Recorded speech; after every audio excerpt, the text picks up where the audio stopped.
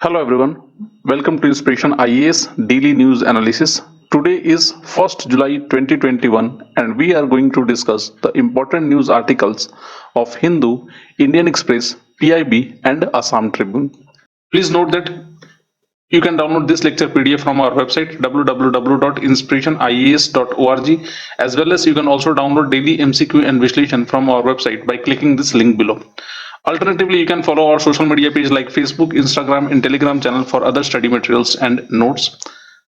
Inspiration IAS has started its online foundation batches for UPSC as well as other state PCS examinations. So if you are preparing for UPSC or other state PCS, then you can enroll in our online come offline foundation batches, where you will be getting the highly interactive classes of India's top UPSC educators. And this program has a unique features in which you have options to shift it from the online to offline format. So whenever the situations permits, you can even shift your online classes to the offline batches. For more information, you can call in this given number, or you can also register in our website. Inspiration IAS has started its online mock test series for UPSC and other state PCS examinations. So if you are preparing for this year prelims examinations 2021, then you can enroll in our mock test series. This mock test series will be available both in online as well as offline format. So for more information, you can call in this given number, or even you can register in our website www.inspirationias.org. So let's start our today's daily news analysis. आज का हमारा पहला news है। Recently Tamil Nadu government ने decide किया है कि वो सेंट्रल गवर्नमेंट यूज करने की जगह वो यूज करेंगे union government as given by our constitution. देखिए, ये जो प्रोविजंस है सेंट्रल गवर्नमेंट का हमारे कॉन्स्टिट्यूशन में कहीं नहीं दिया है सेंट्रल गवर्नमेंट बोल के, बट रादर हमारे कॉन्स्टिट्यूशन ने रेस्ट्रिक्ट किया है अपने आप को एज ए यूनियन गवर्नमेंट के तौर पे। मतलब अगर सेंट्रल गवर्नमेंट को रिप्रेजेंट करना होता है हमारे कॉन्स्टिट्यूशन के अंदर में, तो वहां पर यूनियन गवर्नमेंट यूज किया गया है रादर देन सेंट्रल गवर्नमेंट। देखिए, हमारा जो कॉन्स्टिट्यूशन है बेसिकली एक क्वासी फेडरल नेचर का है, और यहाँ ये प्रोविजंस दिया गया है कि यहाँ पर जो स्टेट होते हैं वो सब्सिडरी नहीं होते हैं, ना ही lower to the central government, और rather they also get derive their power from the constitution itself. So यहाँ पर state is not a dependent entities upon the central government, but rather they also take their power from the central government, from the constitution. So Tamil Nadu government का जो ये decision है किसी भी तरह से अनकॉन्स्टिट्यूशनल नहीं है। कुछ आपको सोशल मीडिया प्लेटफॉर्म में या बहुत सारे चैनल्स में आपको ये बताया गया होगा कि यूनियन सेंट्रल ये जो तमिलनाडु गवर्नमेंट है उनका डिसीजन गलत है या अनकॉन्स्टिट्यूशनल है। ये किसी भी तरह से अनकॉन्स्टिट्यूशनल नहीं है, as this thing has been granted by our constitution also. थोड़ा न्यूज को समझते हैं आखिर है क्या। Recently, the Tamil Nadu government has decided to shun the usage of term central government in its official communications and replace it with union government. In common parlance, the term union government and central government are used interchangeably in India. However, the Constituent Assembly did not use the term center or the central government in all of its 395 articles in 22 parts and 8 schedules in the original constitutions. हमारे Constituent Assembly ने इसको कहीं भी use नहीं किया as a central government. आगे बात किया जाए तो हमारा कॉन्स्टिट्यूशन का आर्टिकल 1 क्लॉज 1 क्या कहता है। Our constitution states that India that is Bharat shall be a union of state. ये कभी भी ये फेडरेशंस नहीं लिखा है, rather they have written it union. So the word union can be used. अगर 13 दिसंबर 1946 की बात किया जाए तो जवाहरलाल नेहरू इंट्रोड्यूस किए थे the aim and objective of the constituent assembly by resolving the India shall be union of territories willing to join the independent sovereign republic. But rather, the emphasis was on the consolidations and confluence of various provinces and territories to form a strong united country.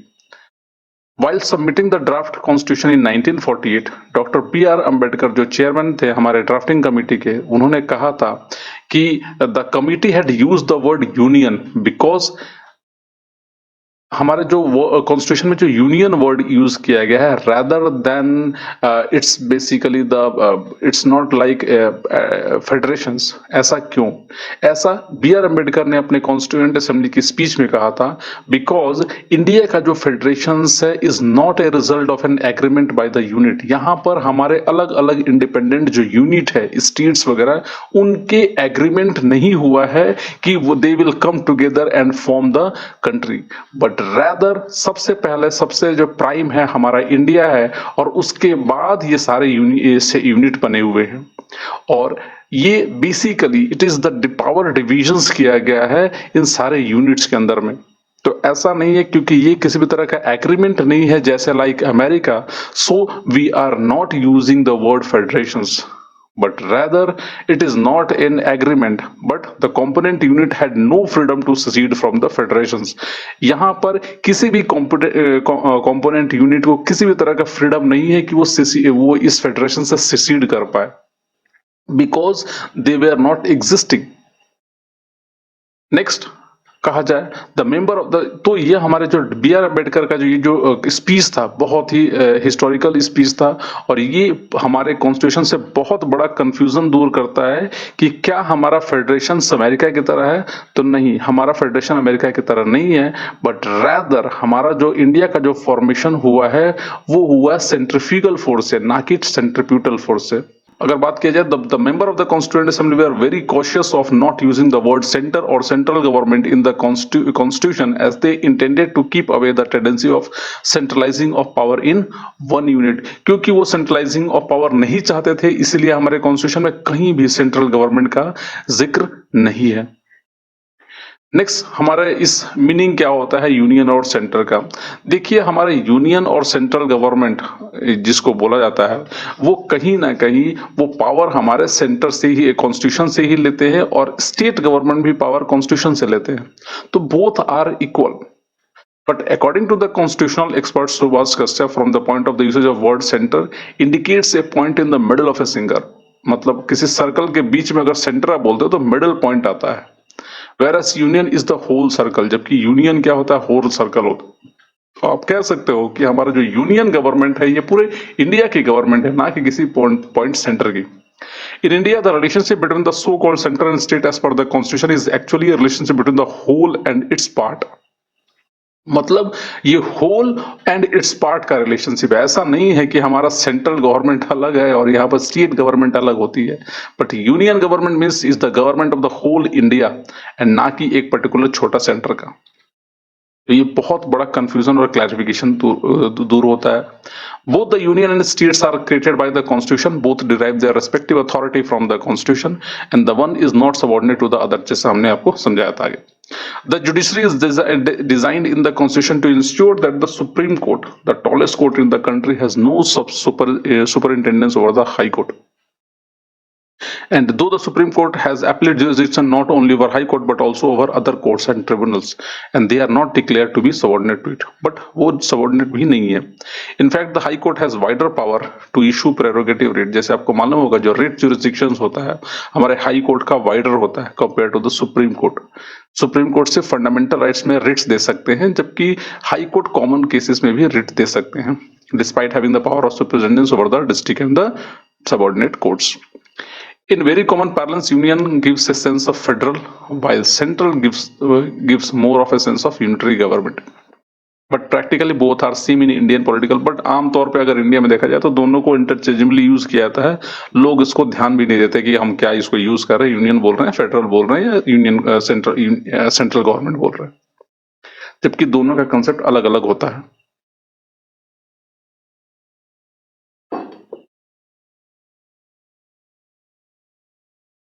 Next अगर बात किया जाए कि what are the way forward plans, तो basically अगर कहा जाए तो the federal nature of the constitution is its basic features. हमारा जो फेडरल नेचर है वो हमारे कॉन्स्टिट्यूशन का बेसिक फीचर्स है and can not be changed by any government. Thus the stakeholder building power intend to protect the federal features of the constitution. ऐसा नहीं है कि यूनियन गवर्नमेंट होगा तो पूरा सारे यूनिट सारे स्टेट को हटा दिया जाएगा, क्योंकि फेडरल नेचर हमारे कॉन्स्टिट्यूशन का बेसिक स्ट्रक्चर है, और अगर इस बेसिक स्ट्रक्चर को किसी भी तरह की गवर्नमेंट अगर टच करने की कोशिश करती है तो सुप्रीम कोर्ट इसको प्रोटेक्ट करता है। तो ये सोचना कि हमारे कंट्रीज में एक सेंट्रलाइजिंग टेंडेंसी या यूनिटरी हो जाएगा, ये पॉसिबल नहीं है। Next, a diverse and large country like India require a proper balance between the pillar of federalisms, autonomy of states, national integrations, centralizations, decentralizations, nationalizations and regionalizations। ये बहुत जरूरी होता है क्योंकि इंडिया जैसे डाइवर्स कंट्री में इसका एक प्रॉपर बैलेंस जरूरी है, क्योंकि कोई भी अगर ज्यादा हो जाएगा तो इंडिया जैसे डाइवर्स कंट्री में इंडिया के लिए खतरा हो सकता है। Extreme political centralizations or chaotic political decentralizations can both lead to weakening of Indian federalisms. The satisfactory and lasting solution of the vexed problem is to found not in the statute book but in the conscience of the man in power. जो यहाँ पर जो लोग power में है उन्हें ध्यान रखना चाहिए इस चीजों का, ना कि सिर्फ हमारा स्टैट्यूट बुक या कॉन्स्टिट्यूशन से चल सकता है। तो यहाँ पर सेंटिमेंट्स को भी समझना चाहिए लोगों को। चलिए आगे बढ़ते हैं। हमारा अगला न्यूज है ग्रीन हाइड्रोजन से related. Recently according to the international renewable energy agency, जिसको आईरीना बोला जाता है, hydrogen will make up 12% of energy mix by 2050। आने वाले टाइम में हमारी जो एनर्जी का 12% हिस्सा ये हाइड्रोजन से पूरा होगा 2050 तक।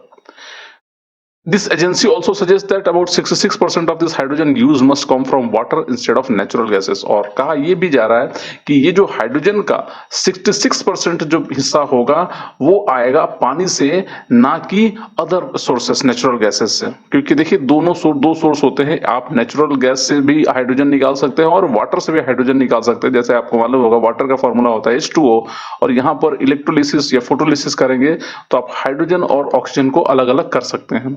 बट इसमें थोड़ा एनर्जी ज्यादा कंज्यूम होता है, तो इसकी टेक्नोलॉजी भी सिंप्लीफाई की जा रही है। आने वाले टाइम में हम लोग इतना सक्षम जरूर हो पाएंगे कि वाटर को आसानी से हम लोग फोटोलिसिस या ब्रेक डाउन कर सके, ताकि वहां से हम large amount of hydrogen release कर सके। Recently IRENA has release the world energy transition outlook report. Recently उनका ये रिपोर्ट आया हुआ है और उसमें हाइड्रोजन के बारे में बहुत सारी चीजें कही गई है। जैसे कि हाइड्रोजन के बारे में अगर समझा जाए तो hydrogen is one of the most abundant element on earth for cleaner alternative fuel options. Hydrogen हमारे धरती का सबसे अबंडेंट अमाउंट ऑफ या large amount of abundant elements है जो हमारे धरती पर प्रेजेंट है, और इसका हम बहुत अच्छी तरीके से यूज कर सकते हैं अपने एनर्जी प्रोडक्शंस में। हाइड्रोजन में large amount of energy stored होती है, और इस एनर्जी को अगर हम लोग इनरिच कर पाए या ले पाए, निकाल पाए अच्छे तरीके से, तो ये हमारे एनर्जी के रिक्वायरमेंट को फुलफिल कर सकता है।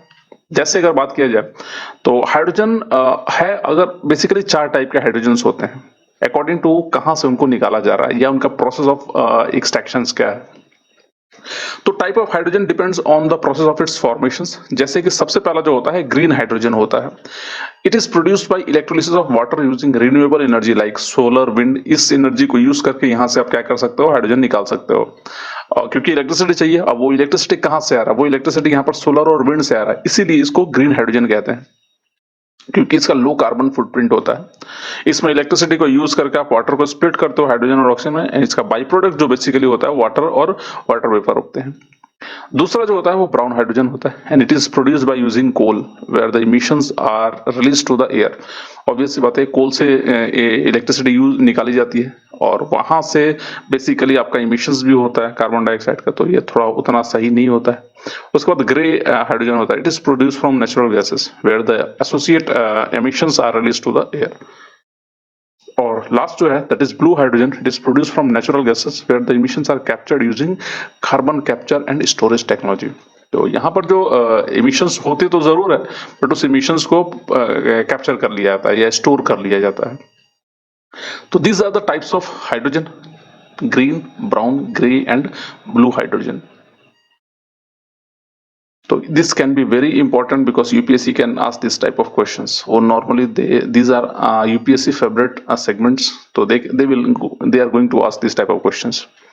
नेक्स्ट है यूजेस क्या होता है हाइड्रोजन का। देखिए हाइड्रोजन का बहुत जगह यूज किया जा सकता है। जैसे hydrogen is an energy carrier not an energy source and can deliver और store a tremendous amount of energy. It can be used in fuel cells. ये एनर्जी कैरियर होता है, ठीक है, इसके अंदर में एनर्जी होती है और ये एनर्जी को it can deliver tremendous amount of energy दूसरा, it can be used in fuel cells to generate electricity और पावर एंड हीट। ये फ्यूल सेल में यूज हो सकता है इलेक्ट्रिसिटी जनरेशन में। और today hydrogen is most commonly used in petroleum refining and fertiliser productions while transportation and utilities are emerging market. अभी hydrogen का ट्रांसपोर्टेशन और अदर मार्केट्स में इसका ज्यादा यूज नहीं हो रहा है, बट फिर भी ये आने वाले टाइम में शायद यूज हो। Hydrogen fuel cells can provide energy for use in diverse applications, including distributions or combined heat and power, backup power system for storing and enabling renewable energy, portable power, etc. दूसरा, due to high efficiency and zero और near zero emissions operations, hydrogens and fuel cell have the potential to reduce green house gases emissions in many applications. अब क्योंकि ये बहुत environmental friendly होता है, तो इसका किसी भी तरह का इमिशंस नहीं होता है, या जीरो इमिशन या नियर टू जीरो इमिशंस होता है, तो इसके लिए ये बहुत ही फेवरेबल एनर्जी सोर्सेस होगा आने वाले टाइम में। नेक्स्ट, ये कुछ प्रोडक्शन मेथड है हाइड्रोजन के। Next, current situations world wide क्या है? Less than 1% of hydrogen produced in green is green hydrogen. 1% he hydrogen होता है, वो ग्रीन हाइड्रोजन होता है, बाकी अधिकतर ब्राउन, ग्रे और बाकी अदर हाइड्रोजन होते हैं। Manufacturing and deployment of electrolyzers will have to increase at an unprecedented rate by 2050 from the current capacity of 0.3 gigawatts to almost 5,000 gigawatts. India की अगर बात किया जाए तो consumption of hydrogen, India consumes about 6 million tons of hydrogen every year for the production of ammonia and methanol in industrial sectors including fertilisers and refineries. तो हमारा जो use होता है बेसिकली फर्टिलाइजर और अमोनिया या मेथनॉल वगैरह बनाने में, and it could increase to 28 million tons by 2050, principally due to the rising demands from the industries but also due to expansion of transport and power sectors। तो एक तो industry से ज्यादा डिमांड आ रहा है, दूसरा ट्रांसपोर्ट और पावर सेक्टर से भी डिमांड आने के चलते हमारी जो रिसोर्सेस है वो शायद इंक्रीज कर सकती है, and it can lead up to 28 million tons. Cost of green hydrogen by 2030, the cost of green hydrogen expected to compete with that of the hydrocarbon fuels। आने वाले टाइम में शायद कम हो, तो इसके लिए सही होगा फिर। The price will decrease further as production and sale increases. It is also projected that India hydrogen demand will increase 5-fold by 2050 with 80% of it being green। Exporter of green hydrogen, India will become a net exporter of green hydrogen by 2030 due to its cheap renewable energy tariffs। क्योंकि हमारा energy tariff बहुत सस्ता है, तो हम शायद आने वाले टाइम में एक चीप एक्सपोर्टर बन सकते हैं हाइड्रोजन का। बेनिफिट्स क्या है इनका हाइड्रोजन का यूज करने का? तो पोटेंशियली अगर देखा जाए तो green hydrogen can drive India's transitions to clean energy. हमारी जो सस्टेनेबल डेवलपमेंट गोल या क्लीन एनर्जी का जो रिसोर्सेज है वो हमारे हाइड्रोजन से फुलफिल हो सकता है, and it can help in combating climate change. दूसरा, under the Paris climate change, India place to reduce the emissions intensity of its economy by 33 to 35% from 2005 level by 2030। तो इसमें हमारा हाइड्रोजन काफी ज्यादा हेल्प कर सकता है पेरिस क्लाइमेट चेंज के टारगेट को अचीव करने में, and it will also reduce import dependency on fossil fuels. तो ये भी हो सकता है। दूसरा, the localisation of electrolysers productions and the development of green hydrogen project can create in new green technologies market in India worth 18 to 20 billion and thousands of jobs. तो इस sector में आप चाहे ले लीजिए इलेक्ट्रोलाइजर्स या हाइड्रोजन प्रोडक्शंस में, अगर ये चीजें डेवलप होती है, टेक्नोलॉजी यहाँ पर ग्रीन टेक्नोलॉजी क्रिएट्स होती है, तो it will help in increasing large amount of jobs as well as billions of dollars की हमारे यहाँ पर एफडीआई वगैरह भी हो सकती है। तो this is a very profitable sectors for India. Potential की अगर बात किया जाए तो India has a favourable geographic locations and abundance of sunlight हमारे पास काफी अच्छा है, and wind for production of green hydrogen. Green hydrogen technologies are being promoted in sectors where direct electrification isn't possible. जहां पर डायरेक्ट इलेक्ट्रिफिकेशन पॉसिबल नहीं है, वहां पर ग्रीन हाइड्रोजन टेक्नोलॉजी यूज होती है। Heavy duty long run transport, some industrial sectors and long term storage in power sectors are some of this sectors. इसके लिए हमारी जो ministry of new and renewable energy काफी ज्यादा काम कर रही है, and has circulated a draft cabinet notes to establish a hydrogen ecosystem in the country, and the nascent stage for this industries allow for the creation of regional hub that export high value green products and engineering procurements and construction services। तो ये जो कहीं ना कहीं हमारा जो hydrogen का जो प्रोडक्शन है और उसको जो मतलब कंजम्पशंस और इसके स्टोरेज वगैरह के लिए एक ड्राफ्ट वगैरह बनाया गया है सो दैट दिस इसके जो हमारा हाइड्रोजन के जो एक इकोसिस्टम को जनरेट किया जा सके and which will help in developing various other sectors also. So that's about the hydrogen fuel और इंडिया के प्रोस्पेक्टिव्स। इसके लिए चैलेंजेस भी बहुत है, ऐसा नहीं है कि इतना सिंपल है। अगर चैलेंजेस की बात किया है तो एक तो इकोनॉमिक सस्टेनेबिलिटी की फैक्टर है, क्योंकि ये कहाँ तक सस्टेनेबल होगा, फिलहाल उतना ज्यादा मार्केट है नहीं, तो क्या ये बेनिफिशियल हो सकता है कि नहीं। तो one of the biggest challenges faced by the industries for using hydrogen commercially is the economic sustainability of extracting green hydrogen. क्या हमारे उस एनर्जी को यूज करके हाइड्रोजन का एक्सट्रैक्शन क्या उतना प्रॉफिटेबल हो सकता है economically. For transportation fuel cell, hydrogen must be cost competitive with conventional fuels and technologies on per mile basis। तो ये सस्ता भी होना चाहिए पर माइल बेसिस। दूसरा, high cost and lack of support infrastructure. Infrastructure उतना सपोर्टिव नहीं है, तो इसके लिए भी थोड़ी प्रॉब्लम है। Fuel cell which convert hydrogen fuel to usable energy for cars are still expensive. Hydrogen car आज बहुत एक्सपेंसिव है, तो उसके लिए भी दिक्कत है। And the hydrogen station infrastructure needed to be refuel hydrogen fuel cell car is widely under develop. ये पूरी तरह से डेवलप नहीं है, तो उसके लिए भी थोड़ा मसला है। तो ये कुछ चैलेंजेस है, but over the time this challenges can be overcome. Next, कुछ इंडियन गवर्नमेंट ने बहुत सारे ऐसे स्टेप्स लिए हैं फॉर द हाइड्रोजन के लिए, जैसे कि union budget 2021-22 has announced the national hydrogen energy missions that will draw up road map for using hydrogen as an energy sources.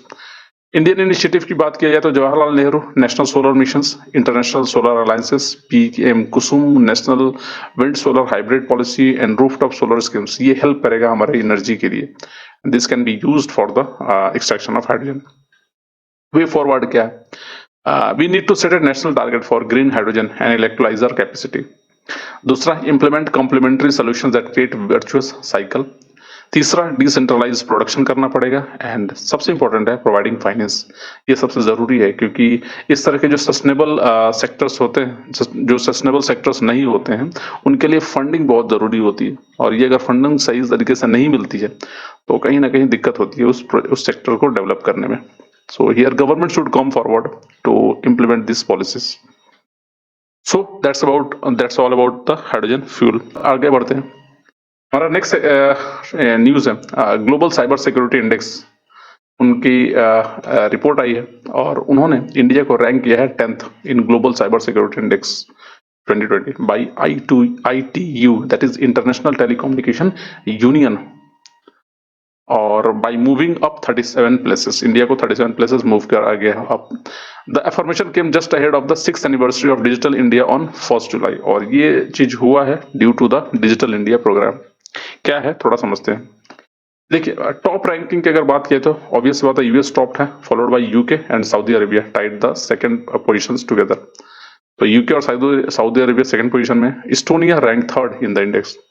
India score कैसे किया, इंडिया का अच्छा रिजल्ट कैसे आया है। India scored a total of 97.5 points from a possible maximum of 100 points to make it to the 10th position worldwide in GCI 2020।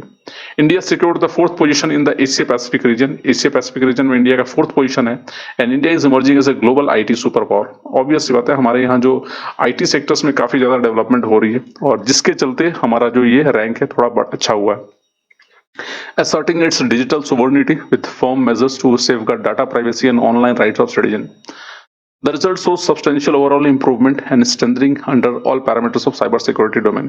क्योंकि India cyber security और उससे रिलेटेड चीजों में बहुत ज्यादा प्रोएक्टिव रोल ले रहा है, तो इसके चलते हमारी थोड़ी सी पोजीशंस इंक्रीज हुई है। ये जो असेसमेंट होता है उसके कुछ 5 पैरामीटर्स होते हैं, मतलब किस बेसिस पर ये असेसमेंट होता है उसके कुछ 5 पैरामीटर्स हैं। सबसे पहला पैरामीटर्स है लीगल मेजर्स, कि कितना अच्छा है। टेक्निकल मेजर्स किस हद तक हेल्प करता है। ऑर्गेनाइजेशनल मेजर है कि नहीं, and capacity development and cooperation. तो ये कुछ 5 सेक्टर्स हैं या पैरामीटर्स हैं जिसमें इसको जज किया जाता है। The performance is then aggregated into an overall score. सारे परफॉर्मेंस को ओवरऑल एक स्कोर एग्रीगेट करके स्कोर दिया जाता है। आईटीयू के बारे में बात किया जाए तो it is the United Nation specialised agency for information and communication technologies ICTS. इसको 1865 में फाउंड किया गया था to facilitate international connectivity in communications network. इसका हेडक्वार्टर जेनेवा स्विट्जरलैंड में है and it allocates global radio spectrum and satellite orbits. यही होता है जो ग्लोबल रेडियो स्पेक्ट्रम और सैटेलाइट ऑर्बिट को डिसाइड करता है या एलोकेट करता है। Develops the technical standards that ensure network and technology seamlessly interconnected and strive to improve access to ICTs to undeserved communities worldwide. India got elected as a member of ITU Council for another 4-year term and from 2019 to 2022. And India has remained a regular member since 1952. 1952 से ही हम यहाँ पर एक regular member बने हुए हैं ITU का। आगे अगर बात किया जाए तो टोटल मेंबर्स आईटीयू के 193 हैं और इसके 579 सेक्टर मेंबर्स हैं और 175 एसोसिएट्स हैं और 52 एकेडमिया है आईटीयू के।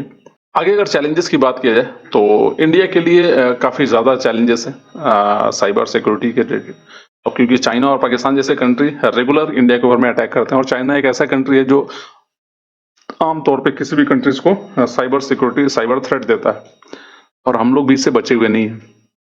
सिंस 2016 हम लोग के ऊपर में बहुत सारे अटैक्स हुए हैं। अगर देखा जाए तो सबसे पहला deploying multiple cyber security tools reinforce a fragmented and complex security environment that is prone to risk rising from human errors. तो ह्यूमन एरर से होने वाले रिस्क उसको पहले हटाया जाए।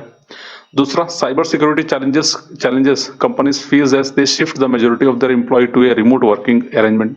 क्योंकि कोरोना और उसके चलते रिमोट वर्किंग के चलते भी कभी कभी क्या होता है साइबर सिक्योरिटी का थ्रेट होता है, क्योंकि यहाँ पर फिर सिक्योर नेटवर्क से आपको घर से काम करना पड़ता है तो वो अनसिक्योर हो जाता है और they are prone to the cyber attack. India lacks indigenisation in hardware. अब सबसे बड़ी प्रॉब्लम आ रही है यहाँ पर साइबर सिक्योरिटी या आईटी जो इंडस्ट्रीज है वो काफी ज्यादा डेवलप्ड है, बट हार्डवेयर में या हार्डवेयर टूल्स या हार्डवेयर आईटी हार्डवेयर हमारे यहाँ बहुत कम बनता है और चाइना इसका मेजर सप्लायर है और जिसके चलते थोड़ी प्रॉब्लम होती है और वहां पर कहीं ना कहीं एक होल वगैरह रहता है, क्योंकि हार्डवेयर चाइना से आ रहा है उसके ऊपर भरोसा नहीं किया जा सकता। India lacks indigenizations in hardware as well as for software cybersecurity tools. This make India cyberspace vulnerable to cyber attack, motivated by state and non-state actors. तो कुछ state और non-state actors दोनों ही कहीं ना कहीं रिस्क क्रिएट करते हैं। India doesn't have an active cyber defense like the EU General Data Protection Regulations or the US clarifying lawful overseas use of cloud, that is use of data, इसको हम लोग cloud बोलते हैं। तो India भी कहीं ना कहीं हमें भी इस तरह के साइबर सिक्योरिटी के लिए कोई लॉ वगैरह बनाना पड़ेगा जिससे आवर सिक्योरिटी और राइट्स कैन बी प्रोटेक्टेड।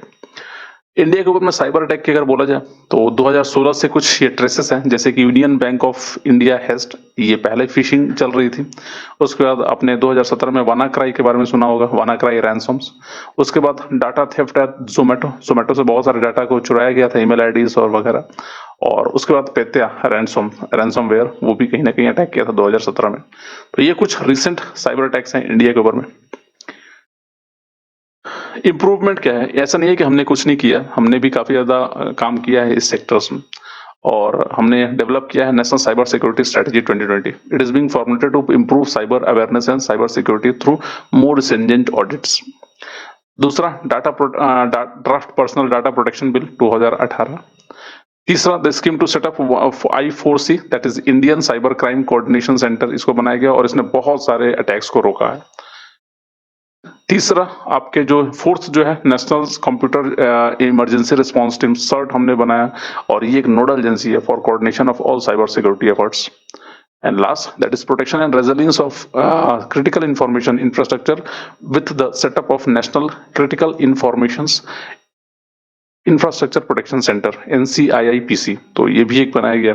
तो ये कुछ है हमारे साइबर सिक्योरिटी सेगमेंट या यूनिट्स जो हमें हेल्प करती है साइबर सिक्योरिटी से बचाने में। दूसरा, इंटरनेशनल मैकेनिज्म्स को बोला जाए देखा जाए तो सबसे पहला है Budapest convention on cyber crime. It is an international treaty that seeks to address internet and computer crime by harmonising national laws, improving investigative technique and increasing cooperation among nations. It came into force on 1st July 2004. India is not a signatory to this convention. हम इसके signatory नहीं है. दूसरा अगर बोला जाए तो internet governance forum IGF, it brings together all stakeholders that is government, private sectors and civil society on the internet governance debate.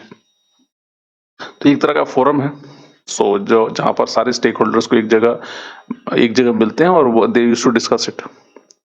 So this is about the cyber security. India need to improve the cyber security segment. और सबसे जरूरी है हमें IT hardware बनाने की जरूरत है अपने कंट्रीज में. Then only we will be more secure. चलिए अपने अगले न्यूज पे चलते हैं. हमारा अगला न्यूज है रिसेंटली स्पेन में अभी बहुत बड़ा प्रोटेस्ट चल रहा था और ये प्रोटेस्ट कुछ जेंडर सेल्फ आइडेंटिफिकेशंस के लिए. एंड रिसेंटली उस प्रोटेस्ट के बाद स्पेनिश गवर्नमेंट ने उस बिल को अप्रूव कर दिया. क्या है थोड़ा समझते हैं. और ये जेंडर सेल्फ आइडेंटिफिकेशन होता क्या है. ये एक यूनिक कंसेप्ट है. न्यूज ये है recently the Spanish government approved a draft bill that would allow anyone over the age of 14. मतलब अगर आप 14 साल के एज से ऊपर हो गए टू लीगली चेंज जेंडर, आप अपना जेंडर लीगली चेंज कर सकते हो विदाउट ए मेडिकल डायग्नोसिस और हार्मोनी थेरेपी. मतलब आप अपना जेंडर लीगली चेंज कर सकते हो कि आप मेल हो या फीमेल हो. मीन्स अगर 14 साल से ऊपर आप हो गए तो आप you are free to change your gender. Currently, for someone to change their gender in official record, the law first requires 2 years of hormone therapy and psychological evaluations. मतलब अगर करंटली स्पेन में ही अगर आपको अपना जेंडर चेंज करना है तो पहले आपको 2 साल तक हार्मोन थेरेपी लेनी पड़ेगी एंड उसके बाद आपको साइकोलॉजिकल इवैल्यूएशन भी करना पड़ेगा. कहीं आपको कोई बढ़ाया चढ़ाया तो नहीं है या कोई साइकोलॉजिकल प्रॉब्लम तो नहीं है. नेक्स्ट अगर समझा जाए सेल्फ आइडेंटिफिकेशन के बारे में तो self identification has been a long held demand of trans right group. Trans right group आप ये देख सकते हैं, आप मेल फीमेल ऐसा देखते हो, ये तो मेल फीमेल इस तरह का, बट यहाँ पर देखो आप क्या होता है. ये इनका लोगो है.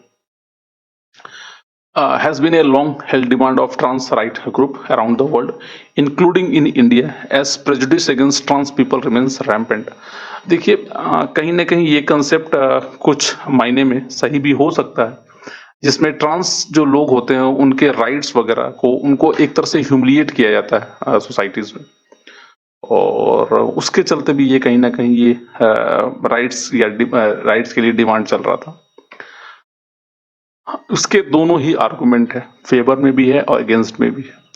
जेंडर सेल्फ आइडेंटिफिकेशन का कंसेप्ट ये है a person should be allowed to legally identify with the gender of their choice by simply declaring so and without facing any medical test. मतलब कहने का अर्थ ये है कि आप मेल हो या फीमेल हो, ये आपके मेडिकल टेस्ट की जरूरत नहीं है. अगर मैं चाहता हूं कि मैं मेल हूं तो मैं कह सकता हूं कि यस आई एम मेल, और मैं अगर फीमेल हूं और मैं चाहता हूं कि मैं मेल की तरह कहलाऊं तो I can declare myself as a male, और वही alternatively to the female also. Argument क्या है फेवर में. The current process of declaring one's desired gender are lengthy, expensive and degrading. पहला. दूसरा, trans people face daily discrimination क्योंकि उनके पास column नहीं होता है. पहले नहीं हुआ करता था, जैसे कि आप अगर फॉर्म भरते हो तो यहाँ पर या तो मेल या तो फीमेल का ब्लॉक होता था, बट अभी थर्ड ब्लॉक भी ऐड किया जा रहा है. तो ये चेंजेस आई है इसके चलते. Trans people face daily discrimination and it is vital that steps are taken to tackle discrimination and provide the services and support people needs. दूसरा, third, gender identity is considered to be an inherent part of a person. Gender कौन से gender हैं ये आप decide करोगे, which may or may not need surgical or hormonal therapy और treatment और therapy, and all person must be empowered to make their decisions affecting their own bodily integrity and physical autonomy. उसके लिए भी help कर सकता है. इसके खिलाफ कुछ आर्गुमेंट भी है, जैसे कि सबसे पहला है gender self identification goes far beyond respecting people's right to believe what they want, to dress और एक्ट और express their identity as they want. दूसरा, this is a political and social demand that affects everybody but in particular women's, gay peoples and transsexuals. Third, the medicalizations of gender identity has allowed for vital lengthy legal recognitions and transition-related healthcare for some members of the trans community. तो ये कुछ argument है against में.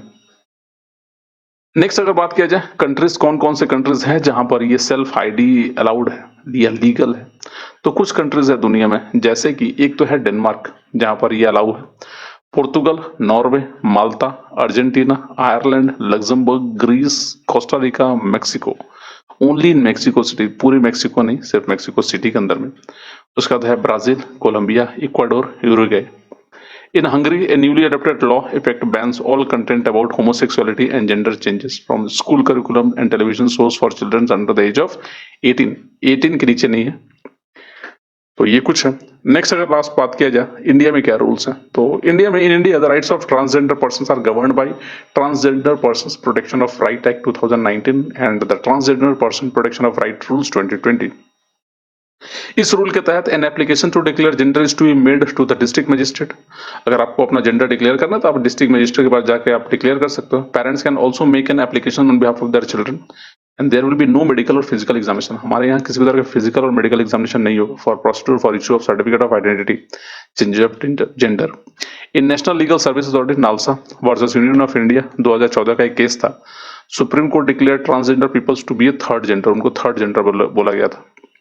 The court interpreted dignity under Article 21 of the Constitution to include diversity in self-expressions, which allowed a person to lead a dignified life in placed one's gender identity within the framework of fundamental rights to dignity under Article 21। तो right to life के अंदर में right to self expressions बहुत जरूरी होता है, वो होना चाहिए। Further, it is noted that the right to equality, Article 14 of the Constitution and freedom of expression, Article 19, Clause 1, Subclause A, was framed in general neutral term। यहाँ पर all person के बारे में बोला गया है। Next, in 2018, the Supreme Court also decriminalized same-sex relationship और read down the provisions of Section 377 of the Indian Penal Act। तो भी हटा दिया गया, तो सेम सेक्स भी अलाउड है। तो ये कुछ प्रोविजंस है हमारे इंडिया में। तो we are not against this provisions, but rather हमारा कॉन्स्टिट्यूशन हर एक चीज का प्रोविजंस देता है, बशर्ते उसको सही तरीके से लागू किया जाए। So that's all for the DNA. At the end हमारा वन लाइनर सबसे इंपॉर्टेंट है कलबेलिया डांस। ये डांस बेसिकली राजस्थान से है, Rajasthan tribes.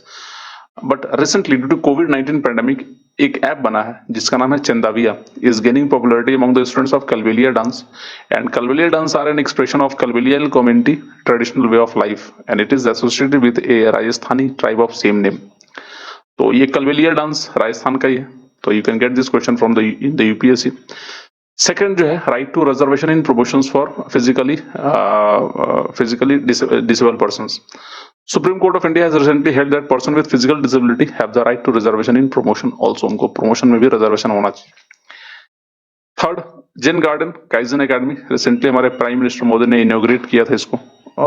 Gen garden kaizen academy at the Ahmedabad management association in Gujarat. और ये कहीं ना कहीं ये जो जेन गार्डन है काइजन एकेडमी, ये जापान के ट्रेडिशनल या जापान के ट्रेडिशंस वगैरह कस्टम्स और चीजों को यहाँ सिखाने का कंसेप्ट होगा यहाँ पर। तो एक अच्छा इनिशिएटिव है इंडो और जापान रिलेशनशिप में।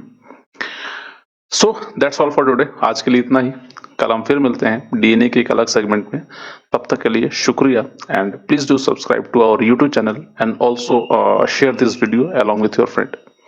Thank you and please take very good care for your self.